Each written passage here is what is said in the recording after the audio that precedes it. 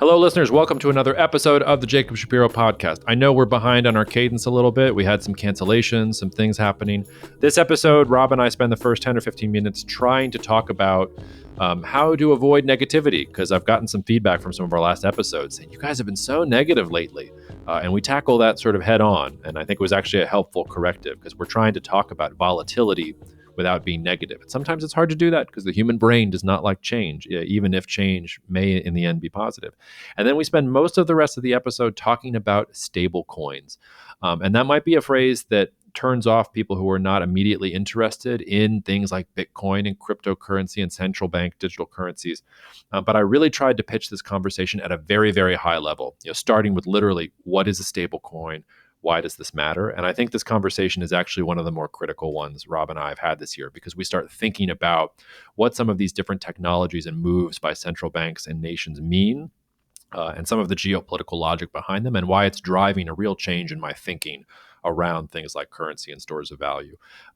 So I hope you enjoy this episode. As always, you can email me, Jacob at jacobshapiro.com, probably the easiest email address if you want to get to me to express any thoughts, comments, concerns, potential guests you want to have on the show, anything else you want to send me, feel free to send it there. I try to respond to everything.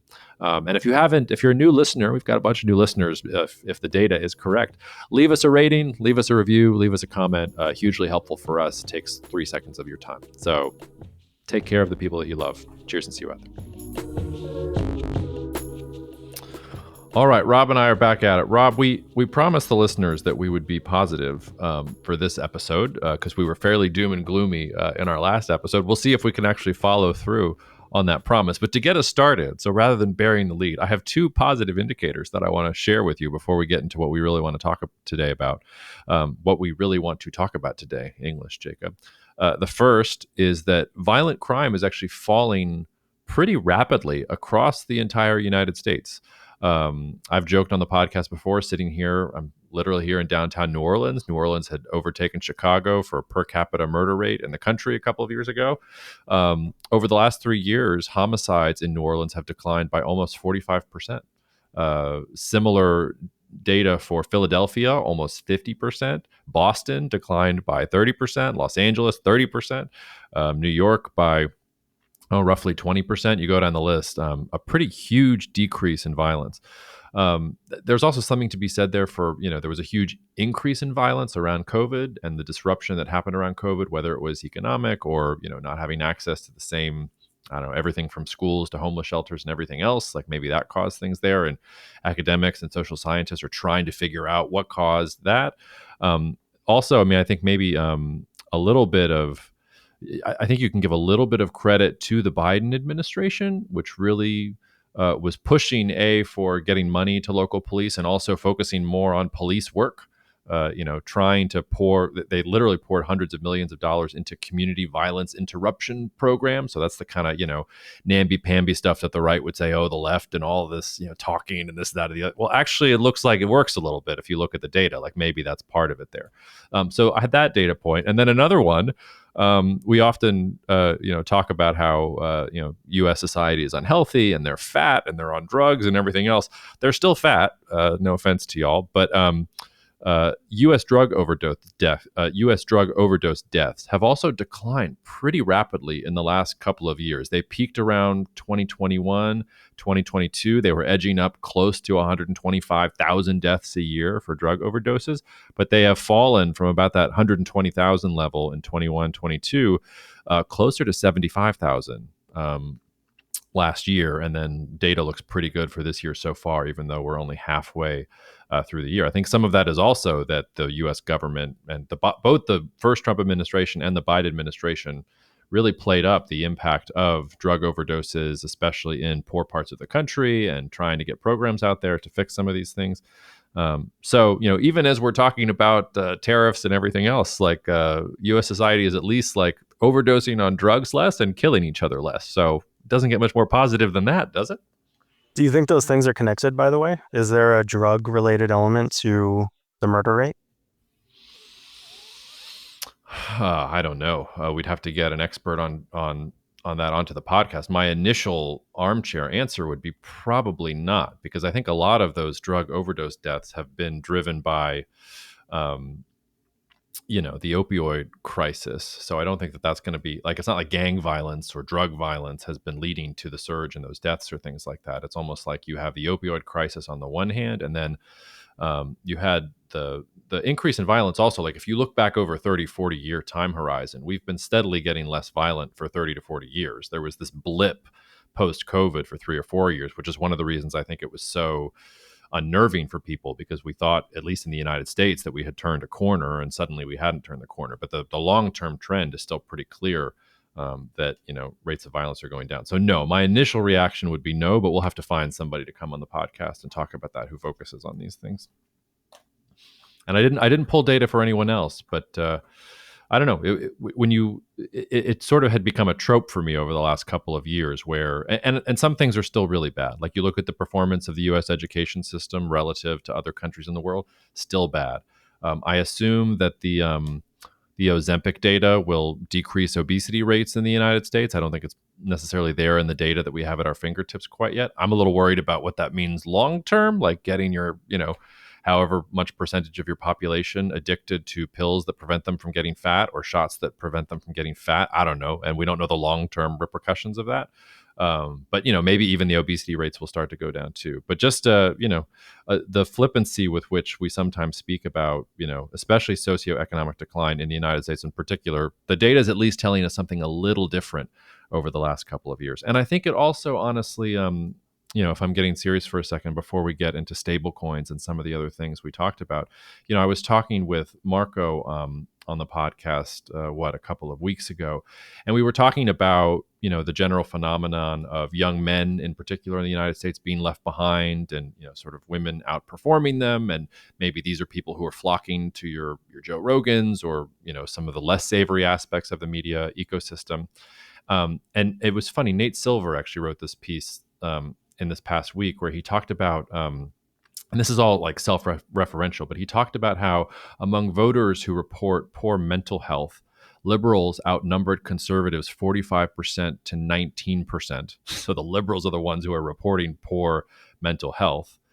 And so his point was that the Democrats have trouble with, or the young men that Democrats are having trouble with, aren't necessarily the ones who have been captured by the conservative media who are looking for a helping hand. It's actually the ones who report high mental distress go towards the Democrats, and the others are so happy they think the Democrats are too neurotic and too depressed, so they go to the Republicans because the Republicans are giving them a happy view of what's going on in the world, and they are also themselves fundamentally happy. So maybe like there's some deep-seated psychological like thing that they're not aware of, but if you trust this data, or at least trust how people are reporting their own mental health, the people who are flocking to these media sources don't feel like they have a problem at all. And if anything, they are flocking to a particular form of politics that they find also speaks to that positivity about life, rather than the negativity that's being shoved from the other side. I don't know what to do with that either. But all kind of goes into the critique that we got on the last podcast. That was like, hey, you guys are super negative. Why have you guys been so negative lately? So I don't know. I thought it was a nice little, I won't say a corrective, but it's nice to think a little bit positive. Well, it's interesting that the defining narrative on the Democratic side is what's wrong with all these people, rather than presenting a narrative of what can we do that's positive, and going to present an image of somewhere to move to, rather than seemingly everything kind of being reactionary to other people's actions and that sort of thing. But yeah, I mean, we were just talking about this yesterday in another interview. When we talk about a lot of the big problems in the U.S., you're really talking about dollars and cents, and the stuff that underlies everything is really more about technology and culture and people, and that's just much healthier. And especially in the technology side, like the future's so bright, you got to wear shades, I think, is still my base thesis. And it's going to be hard to shake me out of that one. So, even though we talk about the negatives a lot, because we're talking about dollars and cents and fiscal policy and things like that, let's not lose sight of the bottom up really good stuff No, just because it's not let's not. top And of I want to mind. reframe it for the listeners, which is, one of the things that you've really coined on the podcast, and which I've taken with me in some of the work I've been doing is, you were the one who coined, for at least me, the phrase the volatility spiral. And I think we have to be really careful about talking about volatility and change versus over indexing on negativity. Because I think one thing you and I both agree on is that there is going to be a ton of change. And when you have change and volatility, you get creative destruction. You can destroy entire industries, entire classes of people who had jobs that maybe won't be there in 10 or 15 years. This came. Look at coal miners in West Virginia. There's a whole class of white collar jobs in the United States that should be looking at Chat GPT and quaking in their boots with the things that are coming because of creative destruction. But the other side of that is, if you're having an energy transition, and if you're having AI and robotics and all these different technologies that are emerging, you're also going to have incredible creation of wealth and opportunities that we can't even imagine. I had to do a virtual event for our friends over at Chile Mas yesterday, or on Monday. And, I was trying to give a positive sense of what was going on in the world, and it's hard to do in my presentations because I spend the first 45 minutes talking about what everybody's afraid of in the headlines, and then I get to the end and I'm like, hey, you have to be really positive. Because there's all these different opportunities. But of course, the questions were still like relatively negative. And actually, I wanted to put this to you. Like, one of the first questions I got was, well, all these things you're saying about AI and you're optimistic about AI, like, doesn't that just mean people aren't going to have jobs anymore? Like, that seems like it's going to be absolutely catastrophic for wealth inequality and for, employment and all these other things. And I said, look, like, I guess that's technically possible, but I seem to remember like people like Henry Ford in the United States saying that we were only going to work 2 days a week 100 years from now anyway. And I'm not working 2 days a week. Jesus, I need to like re-examine my life here. So I think we'll still be working. I don't know. How would you respond to that question if you got it?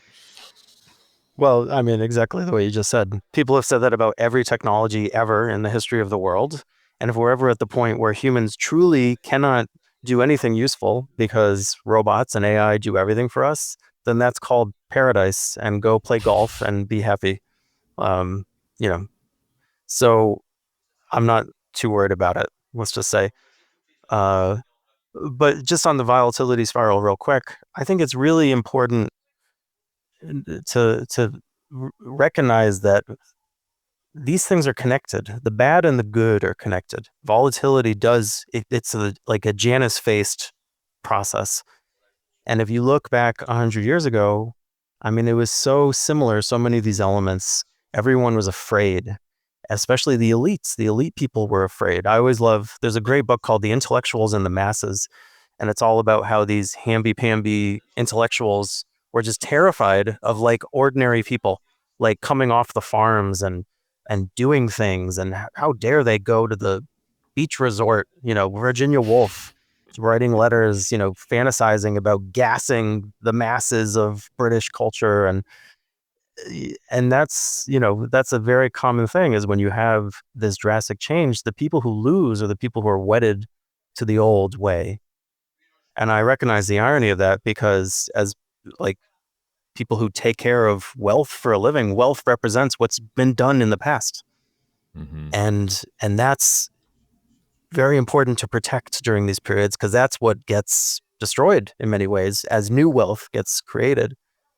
And those two things go together. The destruction opens up the opportunities for the new people to come, the new ideas, the new innovations, and you can see it. You can see it all around. It's not just like, I don't think anyone could look out there and say that technology is not accelerating right now. Like, that's become a very consensus view, and that's not a coincidence. It's accelerating because the same forces that are causing it to accelerate, that are encouraging the acceleration, are the same forces that are, making us crazy with all the wild changes in the world every day, and volatility and chaos.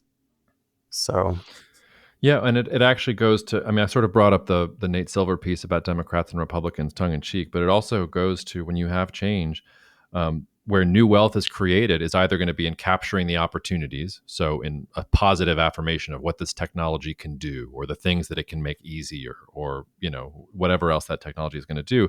But then you can also create wealth probably based on fear, which is, how do you protect what you already have, whether that's your data or your family, whatever else you're talking about. We're even seeing in real time, I know we'll probably talk about, Ukraine's drone attack on Russia later in the podcast. But you're watching how 10 years ago, I remember the first time I saw a drone.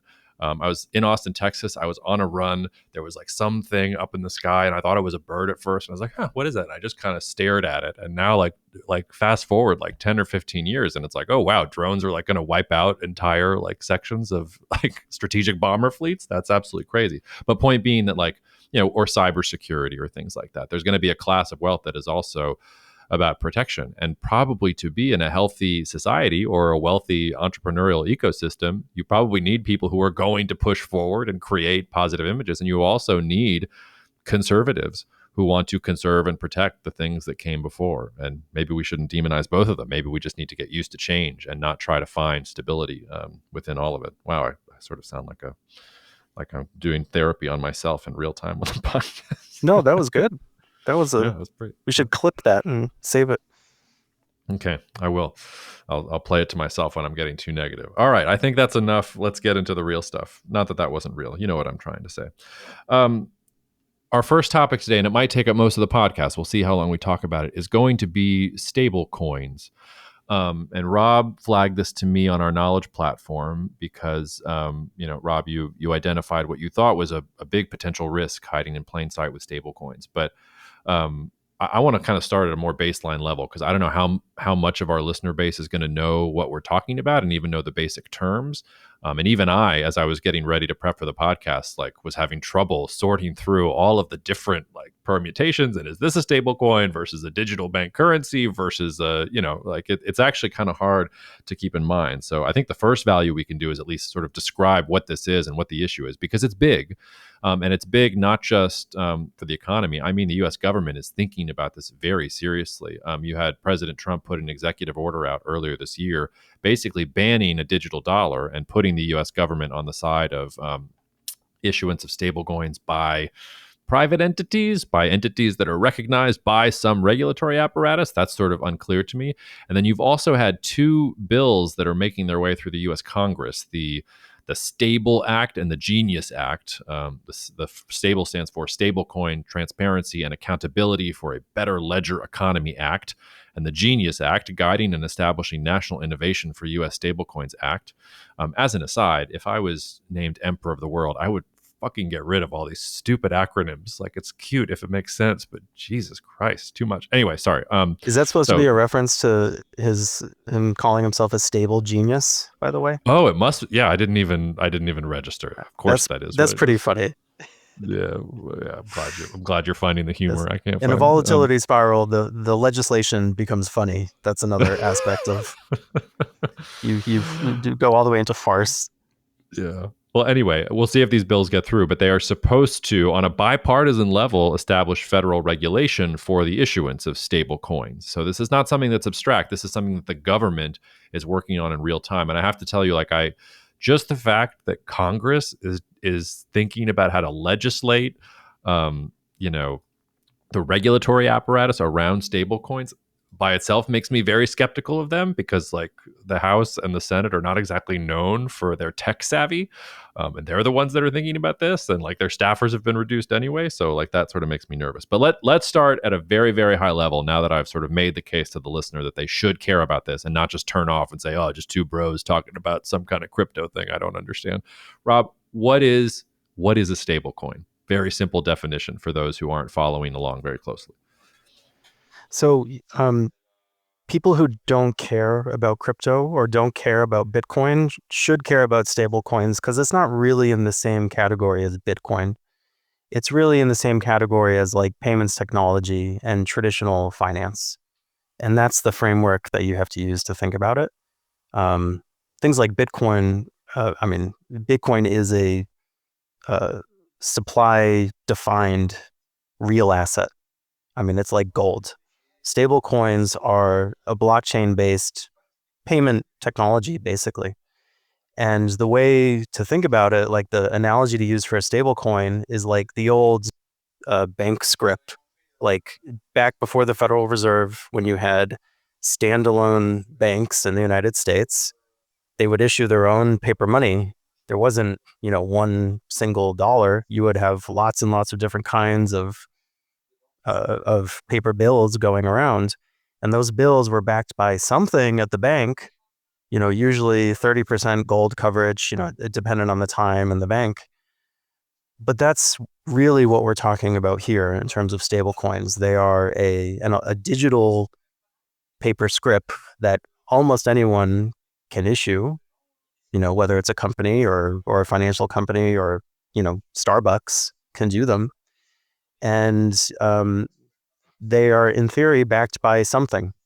The most conservative ones are backed by, holdings of US treasuries or even US dollar cash. And then we'll get into kind of the issues around that. But that's basically what it is. It's designed to be a payments technology tool, not a store of value. And you sort of like put your finger on it, but like, my first question as I was trying to dive into this, not being super familiar with it, was what is to stop you and me from issuing our own stable coin and like selling it to the masses? And if you think that that's a silly question, you should note that World Liberty Financial, which is this company that is associated with the Trump family, announced in March, so 2 months after the executive order about no digital dollar, and a couple months before you get this U.S. legislation about issuance of stable coins and the regulatory framework, they announced what they call USD1, a stablecoin redeemable 1-to-1 for the US dollar, backed, at least in the language of the company, 100% by short-term US government treasuries, US dollar deposits, and other cash equivalents. And then the tokens themselves, the USD1 tokens, minted on the Ethereum and Binance Smart Chain blockchain. So, like, what is to stop anybody from just saying, "Aha! Like, I have a stable coin. Buy my stable coin. I'm backed by cash equivalents. Sure, like I have tons of cash equivalents. Just take my stable coin and you'll be fine." Does that question make sense? Yeah, it totally makes sense. And the answer is, as far as I understand it, pretty much anyone can issue one. The idea is that you use it for primarily for existing kind of networks. So say we had like the Jacob Shapiro podcast group and we issued a stable coin and said, okay, people who are listeners can transact with each other using these coins and buy Jacob Shapiro bobblehead merchandise with these coins, and they're backed. But, that's kind of what we're talking about here. So a real fragmentation of who's issuing money. Yeah, and this is what the Stable and Genius Acts are supposed to cover to a certain extent.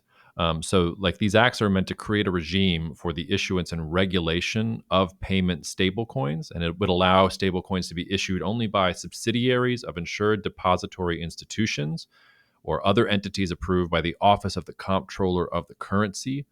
And like, it's one of the weird things is that you wouldn't have to be a bank necessarily in order to issue them. If this legislation goes through, that would be something of a change. So you could get non-banking entities that really feel like they're starting to impinge on like what banks are supposed to be doing. But yeah, I guess you could have these non-bank entities that at least like live up to whatever the regulations are that they decide in the end are part of the regulatory oversight there. So the point being, maybe that's not going to be true in 6 months if they pass some of these bills. But at least here today, like I was reading the World Liberty Financial press release about USD1, and it said cash equivalents, and I was actually wondering, like, well, that doesn't technically mean anything, does it? I was wondering, maybe we should get Matt and Jonathan on here and ask them, but like, could that be anything? Could that be like, oh, like the Trump meme coin is a cash equivalent, Doge is a cash equivalent, like we just have like these assets technically backing these things 1-to-1, and then we'll sell them. But if you get a collapse in one of the assets that you're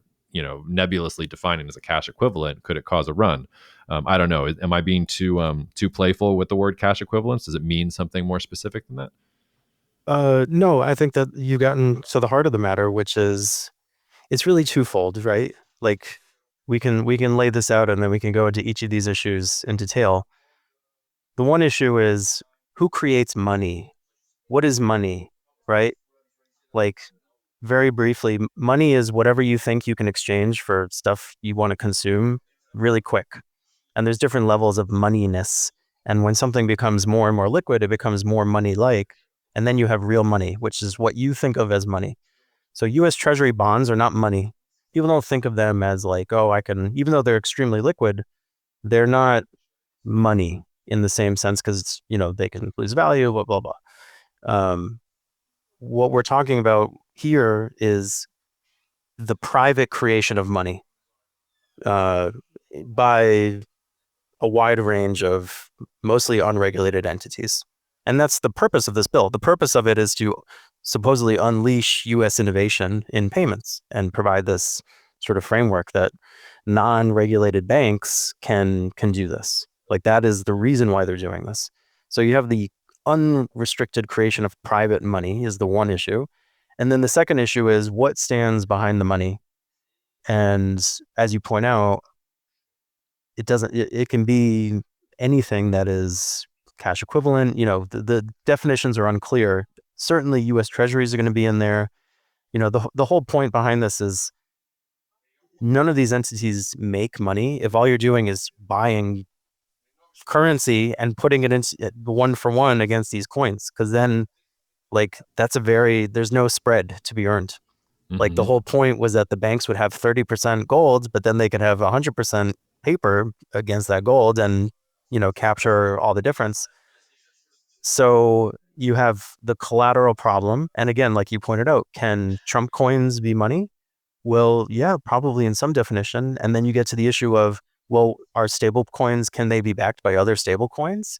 And those are backed by, anyone who's paid attention to the subprime mortgage crisis understands that very quickly you run into potential problems.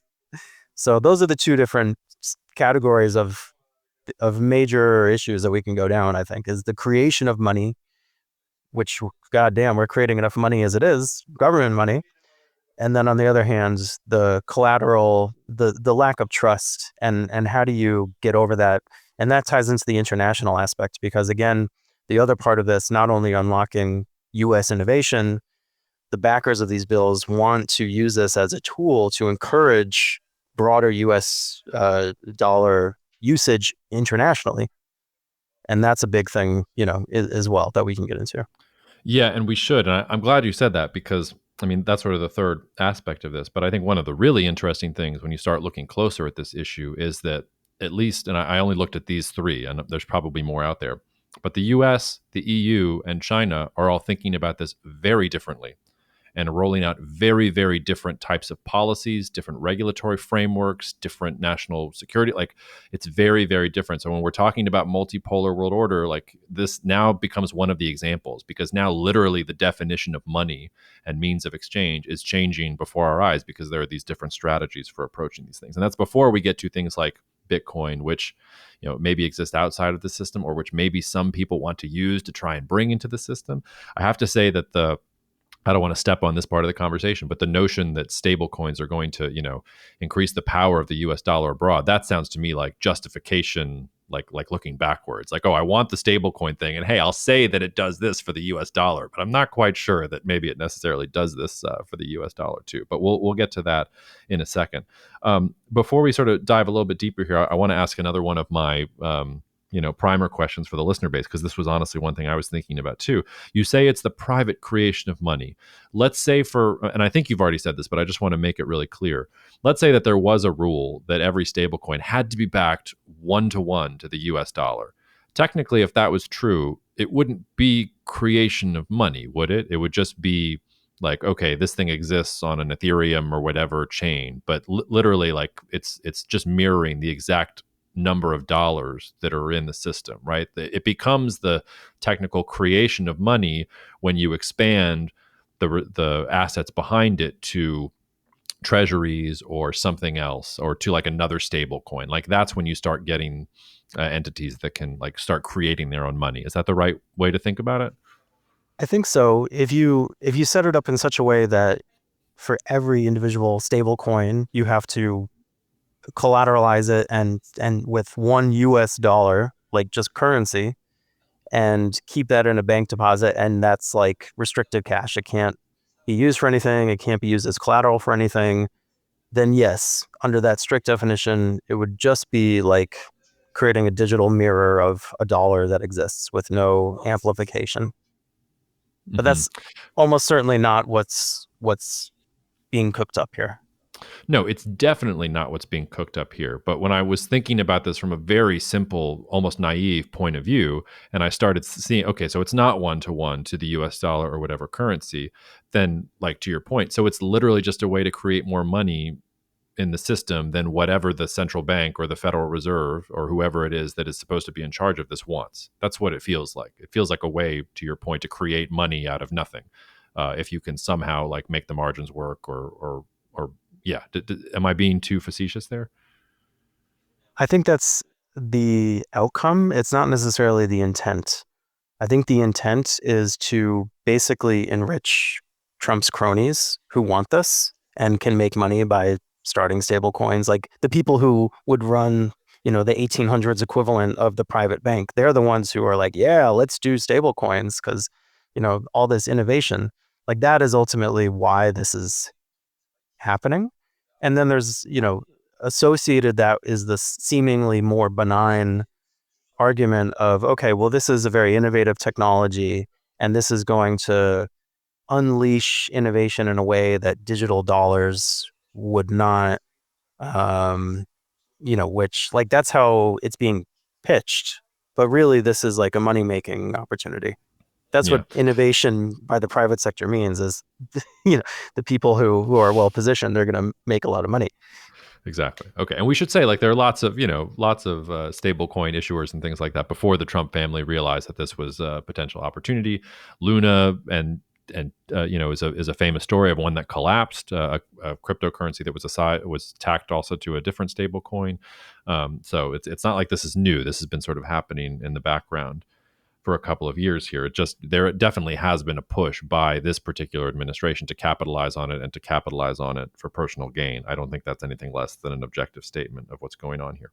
Well, we're going to spend a lot of time on risk and a lot of time on sort of the geopolitical competition around this. So why don't we, at the very first, like take our own advice? What's the positive spin here, Rob? Because you sort of alluded to it already, but even in alluding to it, like we both poo-pooed it. But like if we were trying to be earnestly optimistic about this, what's the good version of this? Like if we weren't reading a cynical point of view into the people that are issuing this, like, is there a net positive here? Is there something fundamentally transformative or something that stable coins tied to the US dollar would really help in terms of greasing the wheels of the economy or making people have easier access to money? Like, I have trouble finding that positive spin to myself, but do you understand at least the positive spin a little bit better than I do?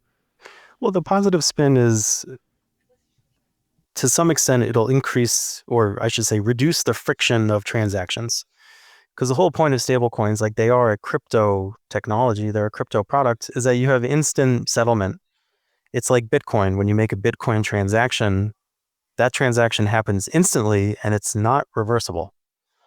So compare that to a bank transfer that takes, sometimes several days to settle.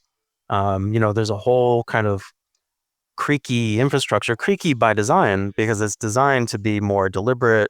It's designed to, if someone steals $1 million and transfers it out, you want to be able to reverse that if you discover it, within T+1 or whatever. So that is the purpose of the innovation within the US itself. And that, as a standalone thing is good, like for sure. Like we need innovation around that. So like PIX, for instance, in Brazil, which we've talked about in the past, PIX is another way of getting to much the same thing. It was reducing, it's not a new currency.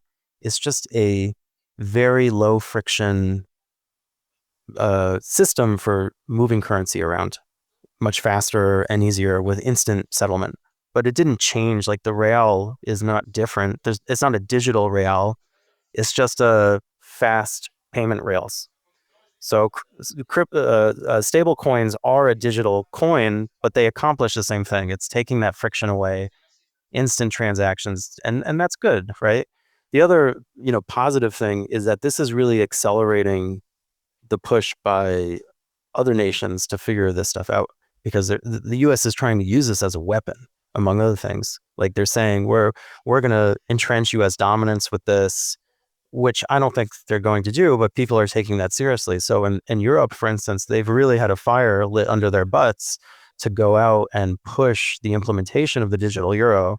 Originally they were going to have some initial plan in place by October of this year, with potentially some, rollout in phased form in mid 26. Now there's people calling for, hey, we need like a pilot program running like in 2025, like very soon. We need to get the digital euro up and running, not only to get the benefits of it, but to protect against some potential onrush of all these, you know, stable coins into our, monetary sphere. So it's unwittingly accelerating the innovation around this, and that is very good, because there is friction in all these payment systems, all over the place. That actually raises a good other question that we need to talk about a little bit, because you mentioned the euro. The EU is talking about, and the European Central Bank is talking about a digital euro, which is a very different path than what the US is pushing forward here, with encouraging the use of dollar-backed stable coins. So maybe we should pause for a second and say here, what is a central bank digital currency? Because the euro, China, we'll talk about them in a couple of minutes, like they are pursuing this central bank digital currency versus the United States, which is basically saying, nah, like we want to use these dollar-backed stable coins in order to take advantage of this technology. So talk a little bit about what the difference is between those two things and what you talked about. Yeah, it's a super important question, and it really gets to the heart of the ideological differences and sort of the almost geopolitical differences here, if I could say that, between the two regions and the different approaches. So let's start with the stablecoin one. The stablecoin one, as we said, that's private money. It's deliberately taking the act of money creation and taking it outside of the banking system. So think of the banking system is like a giant brain or giant nervous system, and at the center of that nervous system is the Federal Reserve. But like the Fed reaches out to every little tendril at the end of the nervous system and can touch and oversee everything. Like everything is part of that nervous system. That's the regulatory backbone of the US banking system and all fiat money.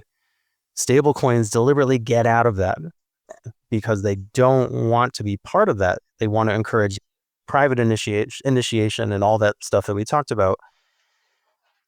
And that's a very, very different thing.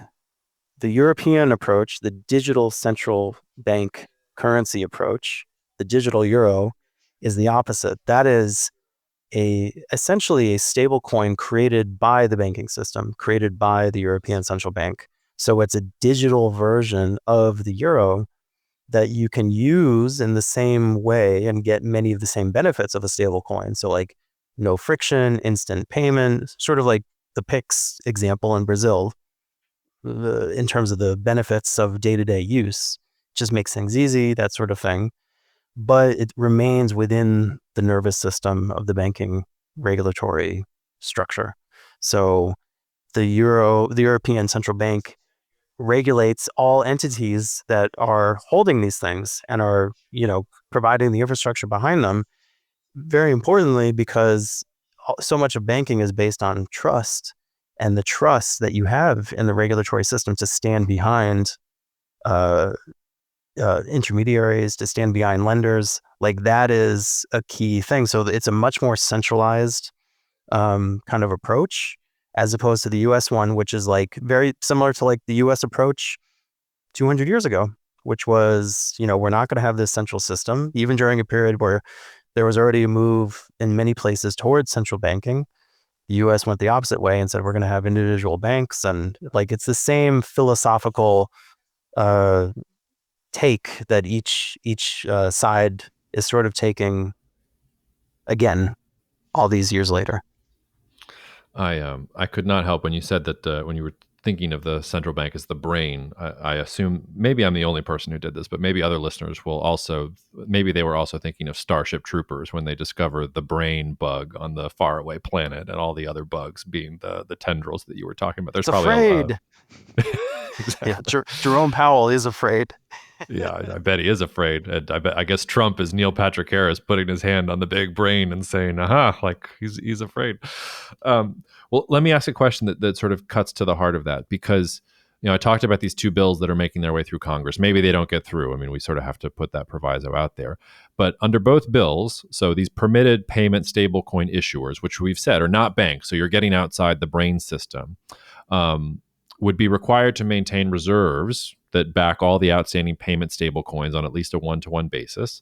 And under both of these bills, those reserves have to be held in what the bills describe as safe assets. And the examples are U.S. currency, bank deposits, deposits held at a Federal Reserve Bank, Treasury securities with a maturity of 93 days or less, certain repurchase agreements backed by treasuries. We're getting slippier, more slippery with every single step here, or money market funds that are invested in safe assets such as treasuries or repos on treasuries. The question I want to ask you is, I think once you start getting into the treasuries there, you can see where the problem is.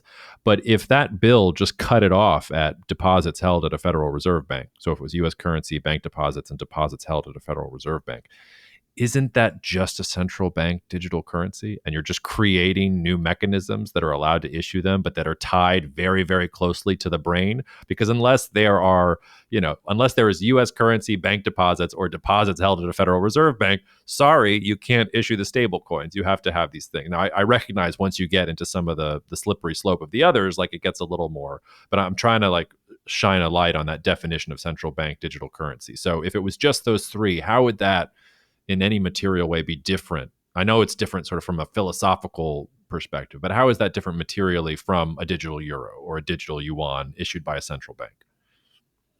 Yeah, I think functionally it would be pretty much the same if that were the case. So yeah, that is the right way to think about it. Like, are you creating more money with this? But if it's backed by the things that already are like true money, true currency, then you're not.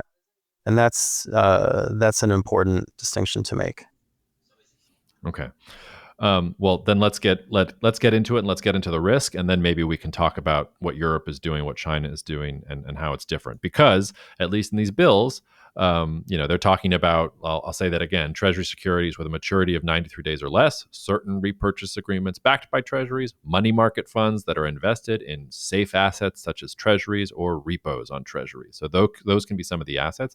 There's two thoughts that I have here, and then I know you're going to take this and run with it.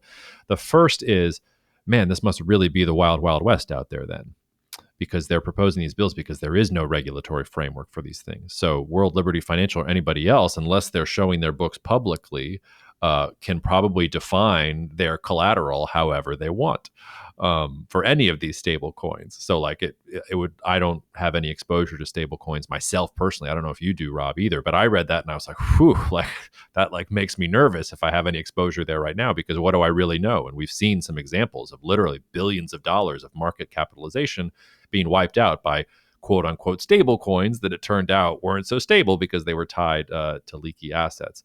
So, there's that thing about the Wild West.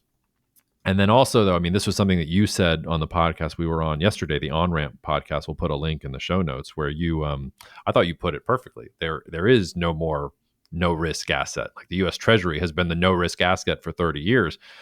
If you're still treating it that way, that might be a big mistake. So take it whatever direction you want. But it seems to me that even in this bill, even if this bill makes the Wild West, the Wild Wild West, the Wild West, there's still even in if we were talking even 5 years ago, you probably wouldn't have batted an eyelash at treasury securities with maturity of 93 days or less. But in the world we're living in today, with what yields are doing today and what's happening to the dollar today, that feels like a much less certain proposition. So have at it. Yeah, I mean, again, I think you have to think of it in terms of money creation, which is inflation basically, and credit quality and potential credit risk. So on the one hand, all of the things that you just listed in that definition, other than the currency part, bank deposits, and not time deposits, regular bank deposits, those are not money. So you're taking those and transforming them into money. And that has inflationary consequences, because it's the same as if you were just printing more dollars and putting them out there for people to use. And then on the credit quality side, yeah, as you mentioned, there is no more risk-free asset. We don't have to go into all those different assets and what the potential risks are, but the the problem is, and this is something that we learned in the financial crisis, because if you remember in the financial crisis, a money market fund famously broke the buck, which basically means that they had some shitty collateral in there. And that's supposed to be a fund that has the ultimate highest standards of collateral quality.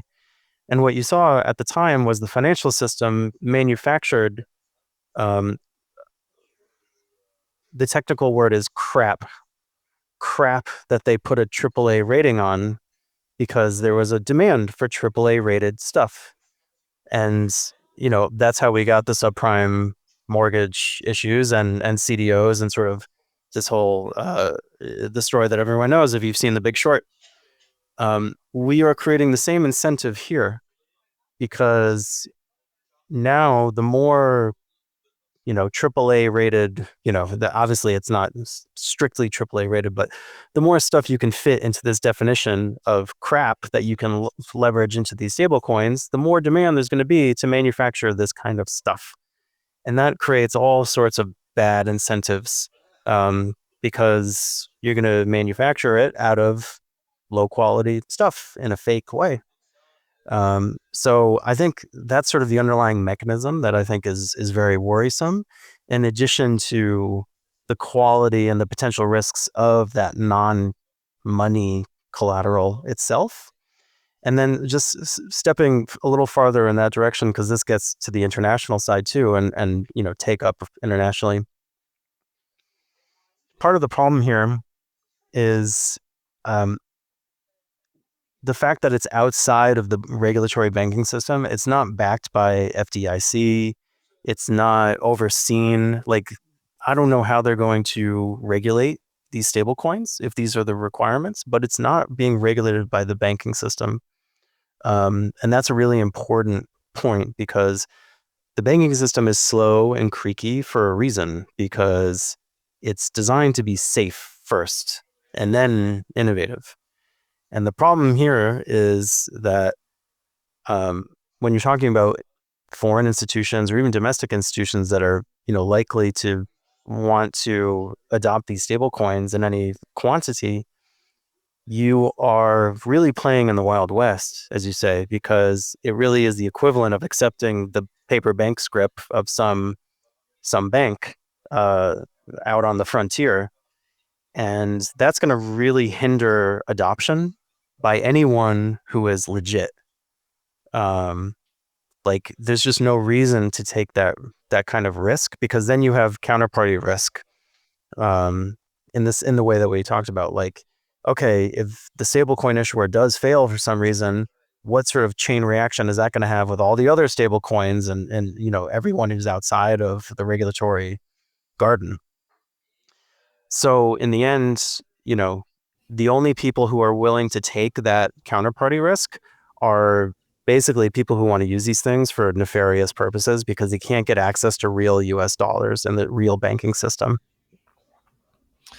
Yeah. You sent to our knowledge platform, you sent an article that Dan Davies, who's a former regulatory economist at the Bank of England, he's written books, including The Unaccountability Machine. He wrote a very negative piece about stable coins recently. He described he described the underlying technology as people emailing each other magic numbers, which I think that was a little bit too far, but it's sort of hard to disagree when you think about the lack of regulation around this in the United States right now. And the question that it brought up to me, it's sort of a two-part question. Are you thinking about that risk from a backwards perspective or also from a forwards perspective? Because from a backwards perspective, you can imagine that there's a lot of junk in the stable coins that currently exist out there because they haven't been subject to any regulatory oversight. From the US government, or at least this stepped up regulatory oversight. So if you can pass this legislation and you say there's this much time period, are you sort of giving people an opportunity to basically clean up their books and for all the sins that they made? Hey, like, you have this time period, it's backed by the US government. So make sure that you sell your other shit coins that are backing these things up and make sure that they're in one of these assets that's been defined by the regulatory regime.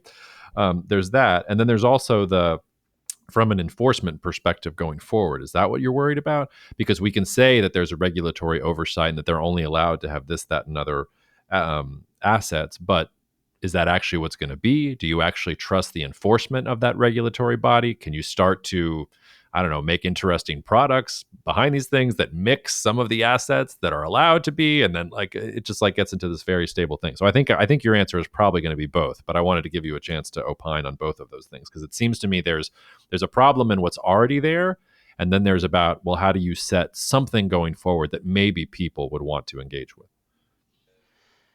Um, the answer is both. I mean, you anticipated that totally right. Um, ultimately, like when I think about the real issues here, and a lot of people like this is TMI, like, okay, we're getting into some real nitty gritty stuff. But I think ultimately this comes down to trust and how the US is projecting that trust out into the world right now. And obviously that's been the theme du jour of the last 5 or 6 months is the US is degrading its trust at a rapid pace. And this sort of fits in that theme when you think about that more broadly, because for both of the reasons you just described, there's going to be a lack of trust by legit entities around these stable coins. And it sort of is very different from what you're seeing from China, what they're projecting, from the Europeans, and what they're trying to project. And I think it's interesting in that sense. We're giving up trust in exchange for more disorder, basically. And that seems to be a consistent theme. So yeah, it is both, and neither of those is going to be very conducive um, to the kind of usage that would be really great for mainstream purposes. Yeah, last U.S. question focus on this, and then we'll get into China and Europe. Um, you're saying that would prevent people from wanting to engage with stable coins.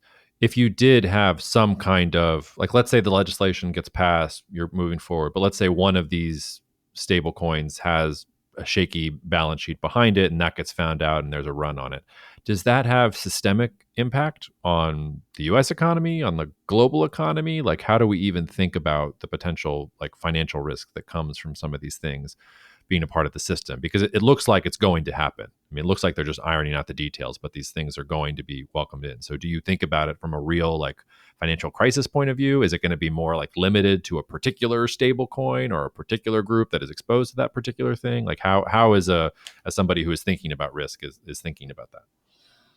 Well, a lot of this is still speculation, and people are going to push back and say, why are we being so negative on stable coins? They're not even here yet. So this is really about setting out the framework of how to think about these things, because they're not, for the most part, here yet. But the issue is that currency is a promise. The dollar is a promise. The dollar is a credit instrument. Like, let's not forget that. Even currency is a form of credit. There's no income, there's no fixed, interest rate associated with it, but it is a promise to pay from the Federal Reserve. And the issue is that currency and all sorts of credit, like all of this, it's just a big chain of promises. And almost all the time, like that's fine because you have restrictions on, you know, those domino effects that can build up if one of the links in that chain breaks. You have capital requirements, all this sort of stuff. And the problem is, like, if you start pushing a system where you're creating new promises, you're creating forms of credit. That's what this is. These are forms of credit. At the end of the day, it is a currency. Um, and it's outside of that backing, then you can have these domino effects that are kind of uncontrolled. And that's going to the extent that these things are essentially acting as money in the economy, it's inevitably going to bring into play the formal banking system, because you're going to have banks that are like, say they have assets outstanding to some big client that, their asset side of the balance sheet is some shit coin, stable coin that's going to collapse. And then the bank itself has a credit issue. You know what I mean? Like, there's no ring fencing this, excuse me. Once you introduce private money into the system, you just have to make sure that there's not enough of it that it can blow up, you know, uh, sap out your inner defenses, in other words. But once you unleash it, you can't control how much is going to be created. So it's a private money. So it's a real risky thing in that sense. So it's not to say, oh, this is going to cause a disaster right away. It's just like it's inevitably going to cause major problems. Um, and you just have to be able to foresee that and make sure that if they do start percolating out, that you understand all your exposures in a very careful way. And I mean, to go back to what we were talking about before, and this maybe gets into the geopolitics and culture around it. I mean, if you're trying to be positive on it, you're basically saying yes, but the friction that you eliminate by using these stable coins and the way that you get capital flowing, because you don't have to do a bank wire for all these other things. And if anybody listening to this has ever had to transfer large amounts of money or dealt with an estate or anything like that, you know what a pain in the ass this still is. Like in 2025, like it's really annoying. To your point, Rob, some of it is to prevent fraud, or if something is stolen, is to get it back. Some of it is just ridiculous. It's the banks charge fees on the wires, or the banks charge fees on having access to the system, and it takes forever because it's antiquated and you got to call 3 different times with 3 different numbers. It's you're very obviously like not optimizing things for efficiency. It's because the banks made money off of transferring these things because the bank was the trusted actor. So if you could have a ledger where you can trust the provenance, just because, oh, like then the transaction could not have happened if the ledger did not recognize it, and you trust the ledger, like, okay, like I get it. That seems to be the bull case, and it's about that innovation, like doing something to try and push growth. The other side is, okay, but the fear of who are the actors who are actually going to use this? Do you actually trust the stable coins? Is the regulation around it going to keep up with the pace of innovation around these things and protect people from the actors who will try to use it against them? And that's where I think you get more of the European and the Chinese model and the cultural model. I think the first thing to say here, when we start thinking about this from a more international point of view, China's already ahead on this. And China's been ahead on this for quite some time. When you think about, you talked about Pix in Brazil. I mean, AliChat, WePay, like the way that, payments work, not just in China, in many Asian economies, like the notion of cash, I think, is much more present here in the United States than it is in some of these other places. And to the extent that some of these other countries are thinking about, well, we don't want cash to go away completely. Like, how do we preserve cash? Whereas in the United States, like, it's sort of cash is still a real means of exchange. So there's that. But China, when I say that they're ahead, you've got AliChat and WePay, but you've got the Chinese government itself sort of recognizing this challenge to their brain's authority, to the central bank of China's authority. And so China has famously banned Bitcoin because obviously you don't want some kind of currency that is outside of the bounds of Chinese sovereignty to be existing inside of China. That brings back all sorts of memories when other mediums of exchange, rather than what was represented by the central Chinese government, was being used as a means of exchange in different parts of the country. The Chinese government is living in perpetual fear of regionalization and of different regions breaking off and doing their own thing. And if you have a currency that can do that, that is not subject to, in this case, the Chinese Communist Party, makes sense. But then also, like, the Chinese government doesn't necessarily like that. I'm sorry, I think I said AliChat. I think Alipay and WeChat Pay is what I was trying to say. But the Chinese government doesn't necessarily like that Alipay and WeChat is the way that everybody is paying, because China's had its own problems with its own tech companies. A couple of years ago, when you and I were first starting to work together, Xi Jinping was bringing the tech guys and companies to heel, and he was making an example of Jack Ma, and he was shutting down the IPO for Ant, and he was saying everybody has to bend the knee and do certain things to be part of this ecosystem. And so China has rolled out a digital yuan to 29 different cities. And it's pretty obvious that this was a rollout for full-scale implementation and for how Chinese central banks are going to track monetary supply. So, I mean, there have been different problems with it. The payment volumes are still relatively low. I mean, it's hard to get data on this, but you're still talking about probably less than 1% of the Chinese population in terms of like all Chinese payment volume is happening with the digital yuan. But if you think about this, you've got the U.S. saying, okay, we thought about it for a couple of years, no digital dollar, stable coins. We're talking about the legislation. You've got China, which is saying, oh, well, we banned Bitcoin and we've been doing Alipay and WeChat for years now, but we even think there's problems with that. So let's pilot roll out the digital yuan to 29 cities and see what's going to happen. And then, of course, my favorites, the Europeans. This is like so stereotypical. They launched their investigation phase for a digital euro at the end of 2021. We're here in 2025, and they're all looking at each other being like, we should really do something about this very quickly. because the U.S. is doing things with stablecoins and China is doing other things. Like maybe we should, to your point, get off of our butts and do something. But thinking in terms of a digital euro, not going the stablecoin route, basically looking to a certain degree at what China has been doing and say that's probably what makes the most sense. And honestly, for Europe, it makes more sense than for all three. Like if you're looking for a way to really entrench EU financial cohesion, if you could like really ensconce the digital euro there and move that together. I don't know. That seems like it would be a pretty powerful thing for at least closing the gap in some of the divisions that have happened in the euro. So yeah, take that whatever direction you want when we're thinking about the international order of this, because it does seem to me like you're getting three very, very different models for what currency and trust is going to look like going forward. And if you were an alien from Mars and you get beamed here in 2028 and you were looking at, well, which of these three blocks currencies would I want to interact with? I don't know. Like that's an interesting question. Your answer might be none of them. Like the aliens invented Bitcoin, and now we're here because the Bitcoin's already here, as Matt Pines would probably joke. So anyway, I know I rambled a little bit, but take it from there. No, I think the kind of turgid reality here is that this doesn't make a huge difference in the end, unless you're in a really dysfunctional system, which is why criminals want to get this, and people in failing states want to access these things. Like Brazil is a great success story because Brazil had a famously creaky and antiquated and slow and expensive financial system where spreads were enormous. If you just look at what people were making on like account receivable financing in Brazil, like, oh my God, they're paying 20% a month just to finance accounts receivable. And PIX basically made that go away because there was instant settlement. I forget what it was, but Brazil used to have like 14 days, like it was something crazy, right? So if you're talking about something like that, then yes, this stuff really matters. In the US, yes, it's a pain in the butt to make some really big transfer bank to bank. We don't do that very often. And yes, to fix that would add some grease to the wheels of the economy, but the productivity gains to be had from that are like, they're pretty limited.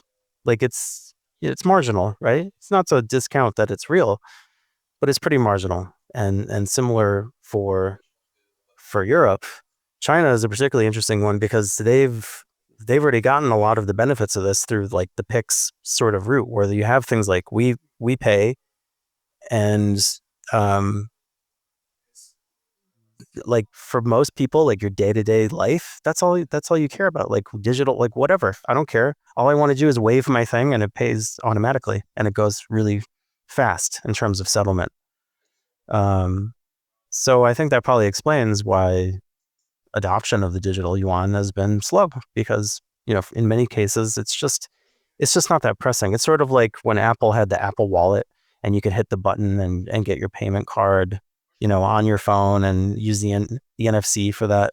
Like adoption hasn't been that great because it's pretty easy to just pull your card out and do the same thing. You know what I mean? So you're solving the problem that's not huge. And in many payment technologies, like that's kind of ultimately what you're getting at. Like the system is doing a pretty good job as it is, even if it is creaky in many places, which is why I think on net, this is a bad idea for the United States to do this, because I think the negatives outweigh those positives that you get, and that's troubling. And I think it also is why like the Europeans have been pretty slow to do this, because I mean they're slow to do everything, but it's not going to revolutionize European economies overnight by getting a digital euro. Not necessarily, but if you're hedging risk, like the European Central Bank is the one of the three players that really has to think about geopolitical risk when we're talking about that. Because I mean, in one of the articles that you sent over, more than 2/3 of card transactions in the euro area are processed by international payment brands. Same for online payments. And the euro area payment market itself is very highly fragmented for all the reasons that you might think. We talk all the time about the inefficiencies within the euro itself, and that's true from a payments or a currency perspective as well. So there actually is a real logic to, if you want to have sovereignty and cohesion and the ability to track things over the entire euro area, there Europe in some is the one that has the biggest imperative to act now. One of the interesting things about the United States pushing stablecoins, to your point, is I don't see the imperative. I see people saying, "Oh, well, it can further U.S. foreign policy and things like that." But I mean, to your point, I don't see that there's a pressing imperative linked to sovereignty or national security interest that would make the United States want to do this. And if anything, by doing this, okay, like maybe you're greasing the wheels of growth, and you can take that positive aspect, but you are also absolutely just eroding the trust of the US dollar even more.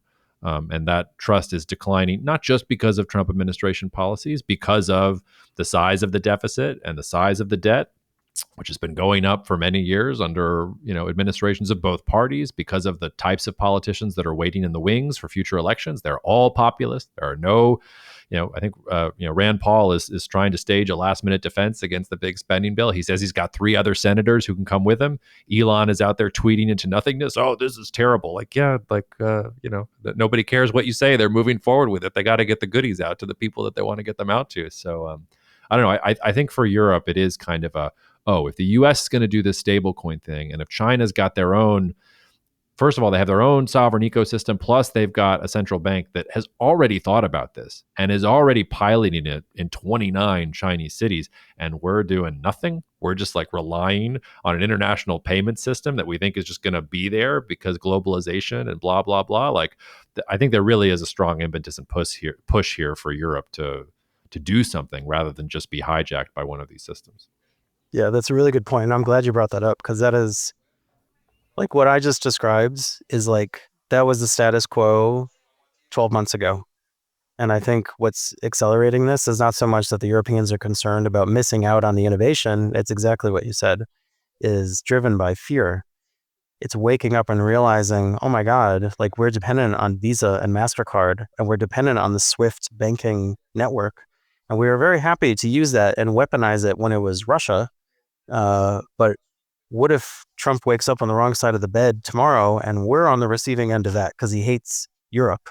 Like, that is a very real intangible fear. It's like the US waking up and realizing like, oh my God, our whole telecom system is built on Huawei and we're at their mercy, same sort of thing. Like, this is critical infrastructure. So yeah, that is the real driving force, is trying to reduce that dependency as much as possible. And it really says a lot that the Europeans feel a need to do that. I mean, it really shows the state of the relationship between the US and Europe, that they're moving with with some speed to try to figure this out and get the US out of the plumbing of their payment system, even at the same time that they seemingly, you can go buy a Huawei phone down the street from me, and a BYD car, and, all these sorts of areas where, in theory, you're having other critical infrastructure that is exposed. They seem to have less concern in some ways about some of their relationships with Chinese infrastructure.